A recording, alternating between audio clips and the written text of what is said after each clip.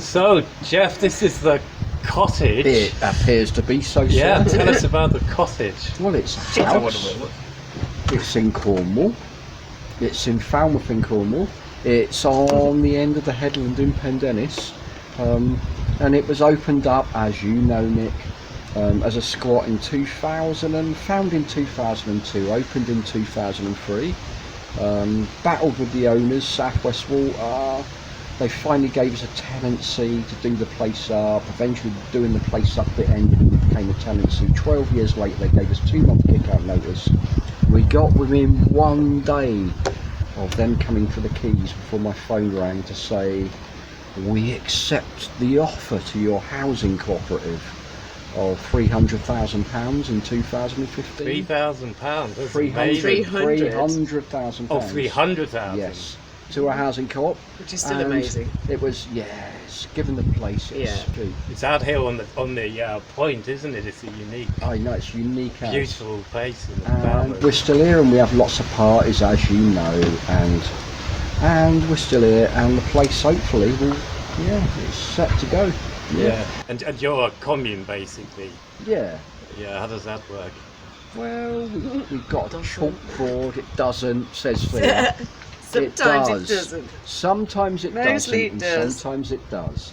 If it didn't succeed, then we would not be here now, 20 years later. So what the cottage is like known and like famous, I'd call it, is the parties basically. So it's great. Tell us about the parties. Yeah, well, it's just basically this place was open to house some people. But those people who are housed must realise that we are simply housed here as a service to our wider community. This cottage is a place of the people, occupied by the people and for the people. So it's not about you and your private selfish life and I've got 60 hours a week or whatever. It's about, seriously, it's about serving your community. And we do that by way of parties. And the parties, they help make the parties safer. We've got festoon lighting all the way up the tracks, we've got stage lighting, we've got security, safety lighting, we've got ambulance parked up. So the money goes back to the people to make their events enjoyable and safer. And the rest builds us a shower or something. We get a shower out of it, out of some profits. So the house enhances itself. Or further people that don't live here yet, they haven't even finished school yet, but one day in the future, they're going to come and live here. And it's up to the residents here now to provide services and provide a beautiful house for future residents that haven't even heard of this place yet. But they'll be here one day, and when they come down our track, we'll show them a beautiful cottage and a way of living that is beautiful. And that's our only principle and the way of thinking. And we can have our little niggles, but I've got not much ears for them. You must keep the focus on the way I think forward, the place and is, think of the wider community, not yourself. I think I've been all around the world and been in all kinds of environments. We talked about this, Nick. You know, but this place is unique for me. It's like you're people you have a purpose, basically. You have your community with a purpose. And parties. And parties. And Purpose and parties. parties. And parties. I have noticed myself when I first came to Falmouth. Falmouth was, it's just the coolest place, and the Q bar that I used to go out to. The danger, there was always a danger of being battered to death by flying dreadlocks on the dance floor. That's what Falmouth was like. Colin. But of course now, like Colin here, that's hiding out of view with his dreads.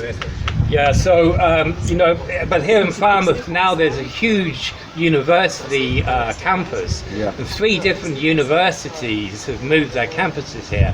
One is the Oxford of Exeter, which is top-notch type of university, well, it's a and obviously it's made the most middle-class farmers. It really has changed the place, the town completely, hasn't it? As a social kind of scene. Yes, it has. It really has changed. It's different when it was just the and art. there's actually there's so much on the campus that there's actually less life in the university than there used to be. The students don't connect up to the local community like they did when we were younger. No. Like, you remember the days up the Jakes where Monday to Sunday, 7 nights a week, it'd be like New Year's Eve. There's people walking across tables, there's sponge hanging out the chairs, there's live bands playing.